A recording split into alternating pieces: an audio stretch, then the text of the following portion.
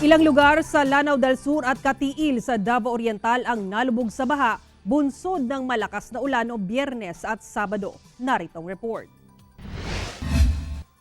Nagmistulang dagat ang paligid ng moske sa Barangay Muntiaan sa bayan ng Bubong sa Lanao del Sur Biyernes ng gabi. Napalibutan kasi ito ng hanggang binti na tubig baha. Ang mga daan binaha din pero madadaanan ng sasakyan.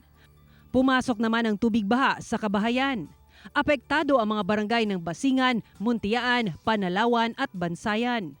Nakaranas din ng malakas na ulan ang bayan ng Taraca sa Lanao del Sur simula Biyernes hanggang Sabado. Umapaw ang Taraca River kung kaya't apektado ang mga barangay ng Buadi Arorao, Tupaan, Buadi Atopa, Masulun at Sunggod.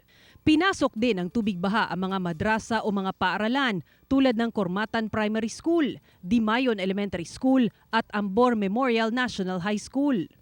Wala namang naiulat na nasaktan sa pagbaha sa dalawang bayan. Binahari ng ilang lugar sa Katiil, Davao Oriental dahil sa lakas ng ulan noong Sabado. Sa kuha ng vlogger na si Kulas ng Becoming Filipino, nalubog sa baha ang isang tindahan at bahay sa Barangay San Antonio sa naturang lungsod, bunsod ng walang humpay na pag-ulan simula noong hapon. Tumagal ng 1 oras ang ulan bago unti-unting humupa ang baha. Ayon sa Pag-asa, Intertropical Convergence Zone o ITCZ ang nakaapekto sa lagay ng panahon sa Mindanao noong weekend na nagdala ng malalakas na pag-ulan sa malaking bahagi ng isla. Ako si Sarah Hilomen Velasco para sa GMA Regional TV.